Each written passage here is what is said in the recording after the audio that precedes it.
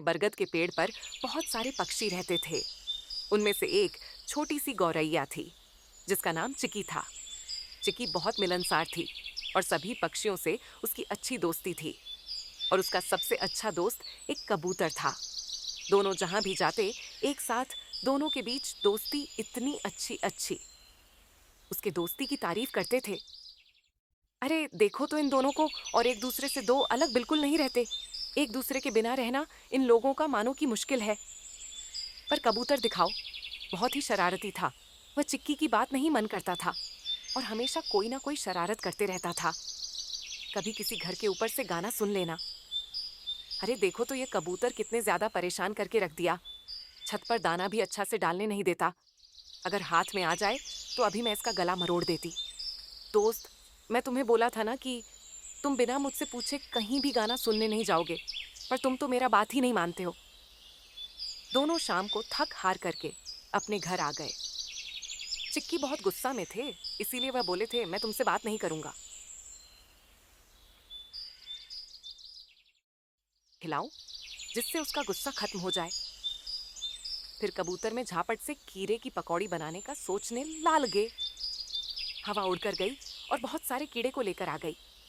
कीड़े को एक तेल में अच्छे से फ्राई करके उसके पकौड़े को तैयार कर ली। जैसे चिक्की को उसने खाने को दिया कि यह सब देखकर बहुत ही प्रसन्न हो, और उसका जितना भी गुस्सा था, ये सब देख करते हैं उसका गुस्सा खत्म हो गया। बोलने लगी थी, कबूतर भाई, तुम भी मेरे सबसे अच्छे दोस्त, तुम्हारे जैसा दोस्तों मिलन नामुमकिन है। फिर मैं दोनों बहुत ही थक गए थे। उसके बाद सो गए। सुबह होते ही वे लोग एक बहुत ही लंबी उड़ान का तैयारी करने लगे। उन लोगों ने बहुत ही घने जंगलों में विचार किया। जंगलों में जाएंगे पर तुम कोई शरारत नहीं करोगे। बिना मेरे से पूछे तुम कोई भी काम नहीं करोगे। अगर मंजूर है तो हम लोग जंगल में जाने के लिए तैयार हैं। तुम जैसा बोलो मैं वैसा ही करूंगा ना। फिर वे दोनों कोई जंगल में उड़ान भरने के लिए तैयार होगा। वे लोग जंगल में उड़कर जाने लगे। रास्ते में उन लोगों ने बहुत सारे जानवरों को दिखा से भालू, बंदर, बहुत सारे अनेकों प्रकार के जानवर जंगल के नीचे चल रहे थे। कुछ जरूर कर जाने के बाद कबूतर को बहुत सारा दाना दिखा। कबूतर बोलने लगा कि भाई भाई, वह नीचे तो देखो कितने सारे दाने रखे हैं। अगर तुम बोलो तो मैं उसमें से कुछ खाकर आ जाऊं। नहीं, वहां पर नहीं जाना है। वहां पर कोई जल बिछा कर सकता है। नहीं, कुछ नहीं होगा। कोई शिकारी क्यों दाना डालेगा गा। मैं वह सब कुछ नहीं जानती। नहीं जाना है, मतलब नहीं जाना है। अरे भाई बात तो सुनो। देखो तो कितने स्वादिष्ट स्वादिष्ट दाने रखे हैं, और मैं तुम्हें कल कीड़े की पकौड़े भी तो खिलाई है, इसलिए भाई मान जाओ। कबूतर की जीत के सामने चिक्की को कबूतर का बात को मारना पड़ा। वह लोग धीरे धीरे उतरने लगे, पर चिक्की को बहुत डर लग रहा था। इसलिए चिक्की ने बोला कि मुझे खाने का मन नहीं है, तुम जाकर खाकर आ जाओ। फिर कबूतर बहुत तेजी से उतरकर दाने को खाने लगा। जैसे ही वह गाने को खाने लगा, तभी एक बहुत बड़ा सजल उसके ऊपर गिर गया और वह जल के अंदर में फंस गया। चकिया सब देखकर बहुत ही परेशान हूँ। वह झटपट नीचे उतर कर दिया और कबूतर से बोली कि मैं मना कर रहा था ना कि मत जाओ, वह पे कोई ना कोई शिकारी का जाल होगा, पर तुम मेरा बात नहीं माने। कबूतर उसमें से निकलने का बहुत कोशिश कर रहा था, पर वह निकालने में असफल था। चिकी भी उसे काटने में मदद करने वालों पर उसके बहुत मदद करने के बाद भी वह जान को नहीं काट। एक बार की बात है, एक पेड़ पर एक चिड़िया रहती थी। वह चिड़िया बहुत ही मेहनती थी। वह दिन रात मेहनत करके खाना इकट्ठा कर लेती थी बरसात आने से पहले ही। और उसके अगल गल के भी चिड़िया थी। मैं सभी बहुत ही आलसी थी। कोई भी अपना मेहनत नहीं करना चाहती थी। सभी कोई सोचा था कि जब बरसात आएगी तब देखी जाएगी। और वह चिड़िया बहुत दूर दूर जाकर खाना इकट्ठा करने लगती थी। बरसात के मौसम आने से पहले ही उसको देखकर सभी चिड़िया उसके मजाक उड़ाती थी कि तुम इतना मेहनत क्यों ही करती हो, मेहनत करने से कुछ नहीं होगा। वह चिड़िया इन लोगों के बातों पर ध्यान नहीं देती थी, अपना काम करती रहते थे। एक बार की बात है, जंगल में बहुत तेज की वर्षा होने लगी। वर्षा इतनी तेज थी कि पेड़ पौधे सब हिलने लगे थे। वर्षा के साथ में आंधी भी थे। बहुत दिन बीत गए पर बरसात होती रही। उसे चिड़िया के पास बहुत सारा खाना इकट्ठा किया हुआ था।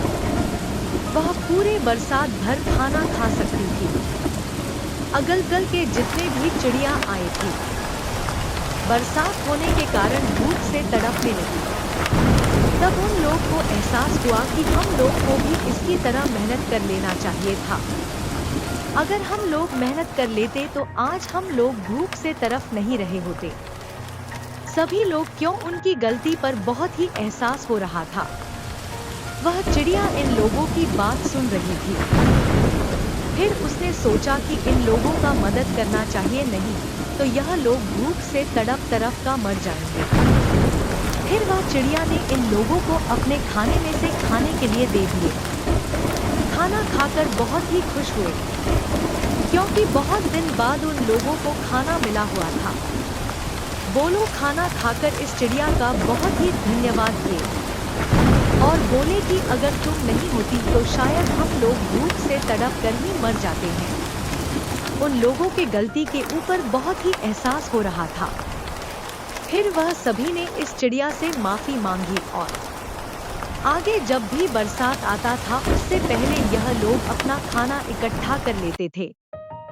दादी ने बोला कि नहीं, हम सभी को मुसीबत आने से पहले ही उस मुसीबत का समाधान, ये नहीं तो मुसीबत आने पर हम लोग बहुत बड़ी मुसीबत में पड़ सकते हैं।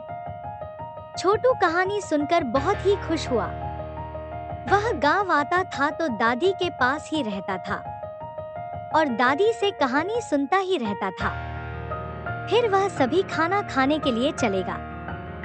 छोटू ने खाना खाते समय भी दादी से बहुत सारी बातें की। दादी ने बोला कि खाने समय बात नहीं किया जाता है। फिर दादी ने, अब हम लोग सोने चला जाए। फिर मैं सभी सोने चले गए। सुबह उठते ही छोटू बाहर घूमने चला गया। बाहर बहुत सारे बच्चे खेल रहे थे। छोटू ने जाकर बोला कि भाई मुझे भी खिलाओगे? हाँ ठीक है, तुम भी खेलो। कालिया भी उन लोगों के साथ में खेल रहा था। बहुत ही बदमाश लड़का था, कुछ ना कुछ करता ही रहता था। उसकी शरारत कभी बंद नहीं होती थी। उसके शर्त के चलते उसके माता पिता को हमेशा सुनना पड़ता था। उसकी दादी बोली थी कि उसे कहानी के साथ में मत रहना, पर छोटू कालिया को देखा नहीं था इसलिए उसके साथ में खेलने लगा। थोड़ा देर खेलने के बाद ही कालिया ने उसे मार दिया। छोटू रोटी रोटी अपने दादी को जाकर बोला कि वह लड़का ने मुझे मार दिया है। फिर दादी उसे कालिया की क्लास लगा दी और छोटू की बोली कि तुम घर में चलो, मैं तुम्हें कहानी सुनाता हूँ। इतना सुनते हैं छोटू चुप हो गया। फिर दादी ने बैठकर उसे बहुत सारी कहानी सुनाई। कहानी से सुनते सुनते बहुत रात हो गई थी। फिर बोलो सो गए। सुबह उठते ही उन लोगों ने देखा कि आज तो बहुत ज्यादा ठंडी हो गई। ठंडी इतनी ज्यादा थी कि घर से बाहर निकलना भी मुश्किल हो गया था। दादी ने छोटू से बोला कि आज तुम बाहर नहीं जाओगे, बहुत ठंडी है आज। फिर छोटू घर से बाहर नहीं गया। इतनी ज्यादा ठंडी बढ़ गई थी कि गांव के सभी लोगों का जीना मुश्किल हो गया था। गांव के सभी लोग ठंडी से परेशान हो गए थे कि अब क्या किया जाए, इस ठंडी में हम लोग कैसे बचेंगे। रहने के लिए पर्याप्त व्यवस्था, सभी लोग कैसे भी उसे गांव में रहने देते थे। किसी के पास भी पक्का घर का मकान नहीं था, क्योंकि सब लोग के पास अपनी जमीन नहीं थी। वह सभी लोग बटाईदार के रूप में काम करते थे। ठंडी बढ़ाने के कारण वे सभी छोटू के दादी के घर पर आए और बोले कि हमारी मदद कीजिए, इस ठंडा से हम लोग के पास रहने के लिए अच्छा मकान नहीं है। हम सभी इतना ठंडा में मर जाएंगे, कुछ कीजिए आप। फिर छोटू के दादी को दया आ गया। उन्होंने सभी के लिए एक कमरा दे दिया और बोली कि तुम सभी इसमें रह लो। कैमरा बहुत ही बड़ा था क्योंकि उसकी दादी उसमें अनाज रखा करती थी। फिर वे सभी गांव के लोग उसे कमरे में आ गए। फिर उनकी दादी ने उन सभी के लिए खाना भी बनवा